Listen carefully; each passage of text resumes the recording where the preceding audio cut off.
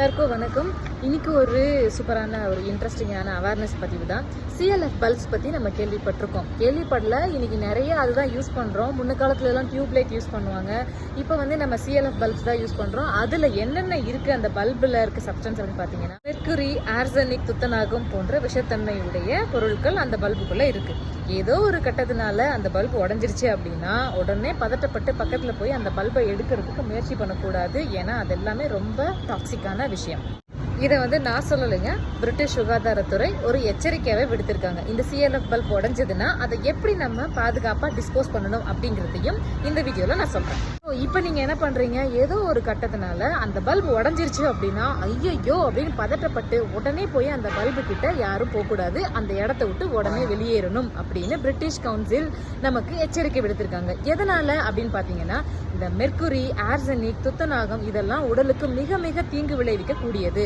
இப்போ நீங்கள் தெரியாமல் உடஞ்ச உடனே அந்த இடத்துல போயிட்டீங்கன்னு வச்சுக்கோங்க, அதை நீங்கள் மோந்து பார்க்குறீங்களோ இல்லை கையில் தொட்டு பார்க்குறீங்க அப்படின்னா பல விதமான உடல் உபாதைகள் உங்களுக்கு வரும். மோந்து பார்க்கறதுனால என்னென்ன வரும் அப்படின்னு பார்த்தீங்கன்னா மைக்ரேன் தலைவலி, அப்புறம் கண் எரிச்சல், மூளை பாதிப்பு, உடல் அசைவு பாதிப்பு, மைக்ரேன் தலைவலி போன்ற பல விதமான நோய்கள் வரக்கூடியதான். இதுவே உங்களுக்கு உடல் அலர்ஜி இருக்கக்கூடியவங்களா இருந்ததுன்னு வைங்க, அலர்ஜி வர்றதுக்கும் வாய்ப்புகள் இருக்குமா. சரி, ஓகே. அப்போ இந்த மாதிரி பல்ப் உடஞ்சிருச்சு, அப்போ என்னங்க பண்ணணும் அப்படின்னா ஒரு 15 நிமிஷத்துக்கு அந்த ரூமுக்கு யாரும் போக வேண்டாம், அந்த பல்பு பக்கத்துல யாரும் போக வேண்டாம், வெளியில போயிடலாம். அதுக்கப்புறம் உள்ள அதுக்கப்புறமா நம்ம அந்த பல்பை கிளீன் பண்றது ஒரு நல்ல விஷயமா இருக்கும். அப்படி கிளீன் பண்ணா கூட எப்படி கிளீன் பண்ணணும் அப்படின்னா சாதாரண தொடப்பத்தை வச்சு அழுங்காம எடுத்துட்டு போய் ஒரு தனி கவர்ல போட்டு சீல் பண்ணி கரெக்டா எப்படி நம்ம பிரிச்சு போடுறாங்கல்ல குப்பைகள்லாம், ஹேண்டில் வித் கேர் அந்த மாதிரி நம்ம தனியா போடுறது நல்லது.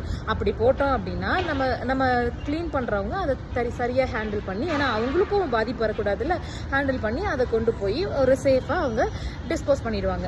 அது இல்லாம எல்லா உணவு குப்பைகளோட போட்டோம் அப்படின்னா மறுபடியும் அது ரீசைக்கிள் ஆகி நமக்கே தான் வரும். அதே மாதிரி இந்த வேக்யூம் கிளீனர் யூஸ் பண்றவங்களா இருந்தீங்கன்னு வைங்க, இந்த மாதிரி CLF பல்புக்கு வேக்யூம் கிளீனர் யூஸ் பண்ணிடாதீங்க.